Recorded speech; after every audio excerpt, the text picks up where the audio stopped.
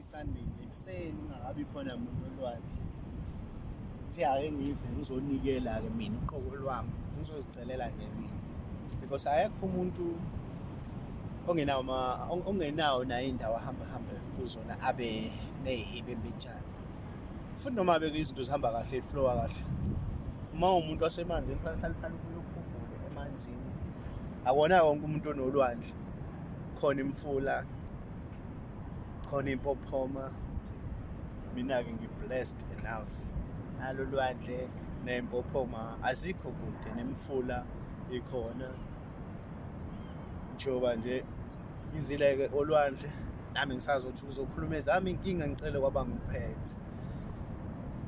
Ngisazonikela la emanzini, yazi kufika umqondo la, kuvuka inkulumo, kambe ngizothini, inkulumoze. Kushuthi inkulumo enga-exist. Or noma bekuthiwa iya-exist inkulumo, but hayi, inkulumo nje emayelana nento engibona ukuthi mina i-exist. Yazi kukhona lento yokuthi umuntu mezonikela emanzini, athi uzonikelela idlozi. Yebo, kukhona lokho. Ake ngijuleke ngalo ukuthi mhlawumbe kuthiwa umuntu useyonikela ngesilwane emanzini. Hayi, mina ngokwami angisho ukuthi abayenza abayiyeke, kodwa bengithi ake bajule nje nabo njenganami. Ngiyajula-ke phela mina, ngiyacabanga ngijule ngene. Bengithi ake beke bajule nabo njenganami uthani. Like usuhlangane nomuntu athi problem umlunga kahle. Like athi umuntu ugobela wami uthe kufunakala inkomo emanzini. Just imagine nje soqhubha iblamane lenkomo-ke manje makuthiwa nikele olwandle ngenkomo. Uke wabona umuntu mhlawumbe eqhubha iblamane lenkomo ezonikela olwandle, azawuphonsa inkomo la olwandle. Ngiyayibuzela nje ngoba umuntu ojulayo. Ngiyazi bayasho abanye abantu bathi ngi-very relaxed uma ngabe ngikhuluma kuma-video. Yeah, asike sibe relaxed-ke manje singabi emotional kakhulu, singa-attackani. Ngoba phela abanye ngiyazi babuye bawashare ama-video qhamuka so-attack. Ake singa-attackani, ke sicabange kuphela, senze nje i-deep thinking. Uma kuthiwa uzonikela olwandle, kuthiwa idlozi lakho lithi elasemanzini lasolwandle lithi hamba uyonikela ngenkomo. Uke wayiqhuba inkomo wena uthi sewanikela, uke wayiqhuba inkomo ozoyifakela olwandle emanzini. Noma-ke nangu umfula.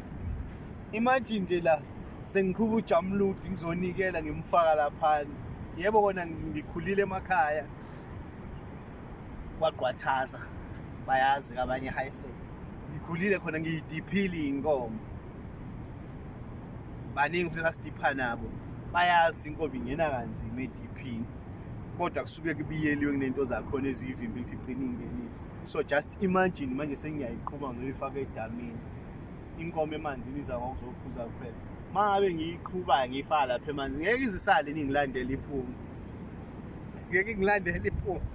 Manje ngenibe naleyo part le ngeniyisho kwathiwa ngihamba ngonikela ngenkomo emanzini. Idlozi la idla leyo nkomo leyo, yafika yahlala, kwenzekani? Bekuwumbuzo nje. Ake siqhubeke manje kuthiwa siyifaka olwandle.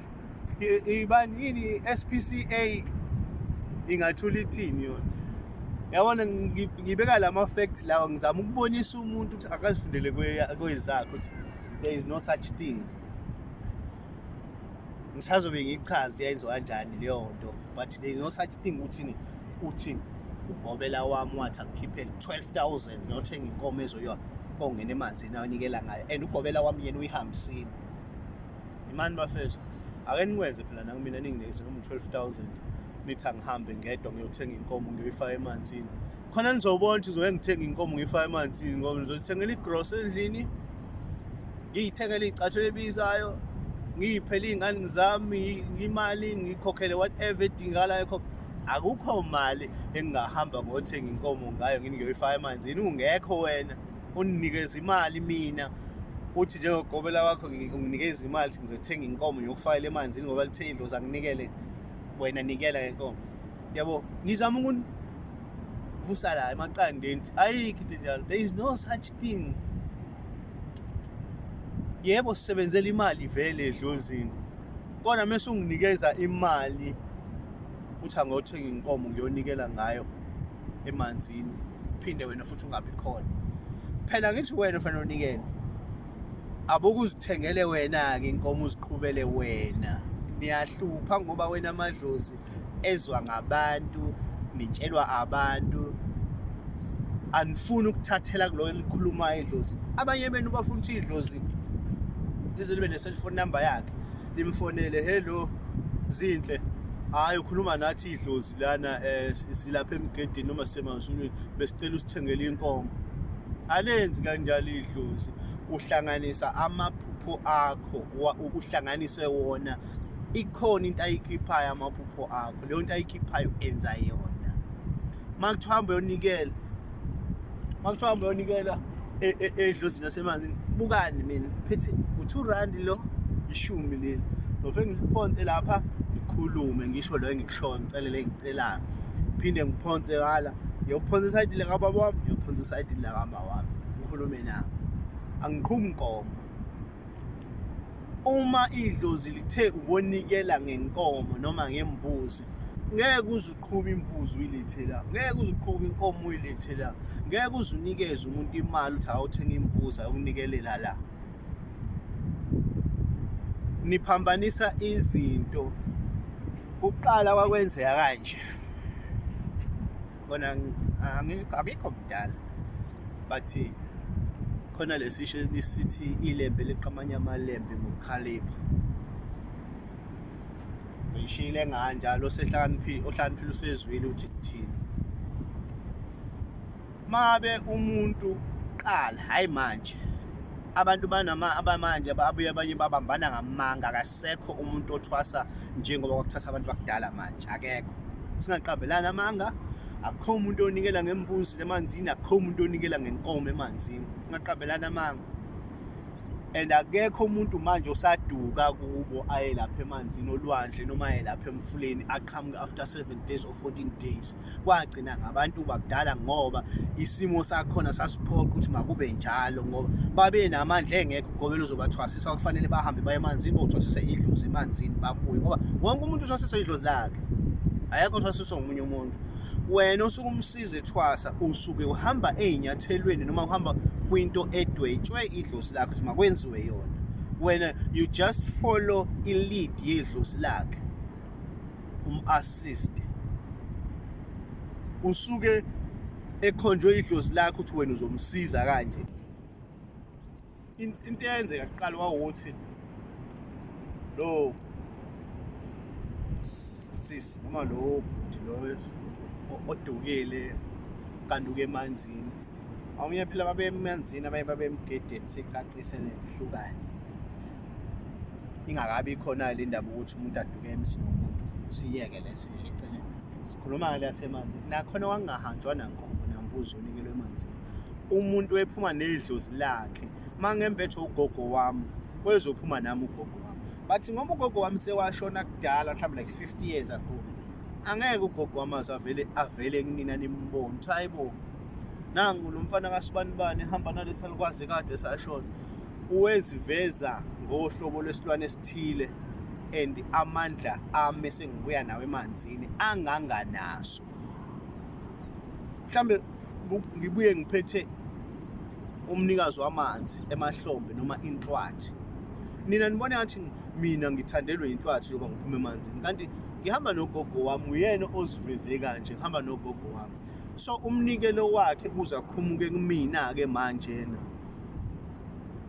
njenganomuntu osengithwasile, sengiqedile, sengikhipha, sengiletheke, sengibuyisele ekhaya.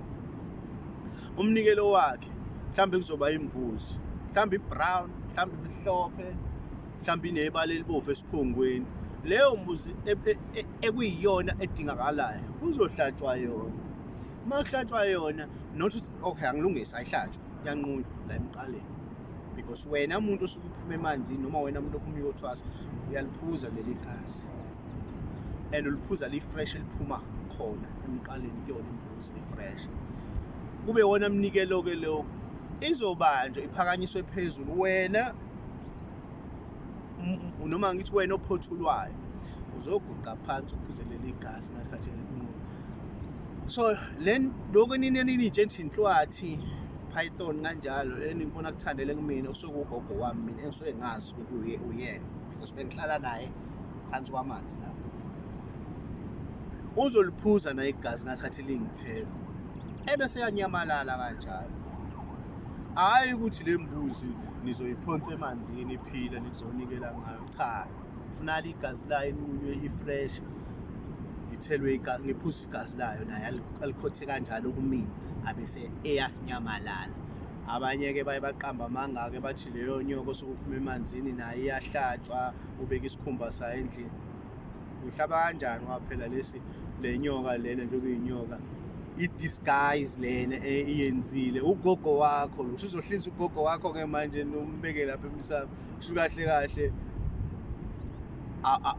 they don't read into into abayishoyo abantu, yabo, bakha phezulu bese umuntu akhuluma bese nabantu bayathatheka ukuthi hayibo wathi usibani bani abayi deep nento. Mina ngiya deep kwinto, menga wangitshela into mina ngiya deep kuyona.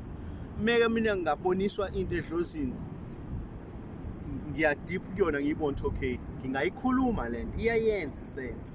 Yenzeka kuba nesibonakaliso mhlambe ubona inkomo iphuma emanzini noma imbuzi iphuma emanzini, ngaba olwandle ngaba umfula ngaba yini eyamanzi, so engasho uzonikela ngayo khona.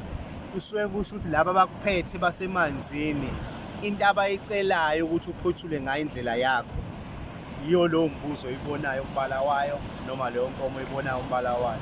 Kukhomba ukuthi icelwa abasemanzini njengoba ubone wena engathi iphuma emanzini. Akusho ukuthi thatha yona uzoyiphonsa emanzini sengiyonikela ningezi ney'nkomo. Umuntu angaqhubi isibaya sakhe asilethela olwandle ojamludi nabo zona lezo. Umuntu angakhipha ama-ankole akhe awalethe olwandle noma emfuleni. Ihlabi i-ankole yakho le i-ankole uma uthi uyibonisiwe eyokuphothula i-ankole le, hayi ukuthi uzoyiphonsa emanzini i-ankole.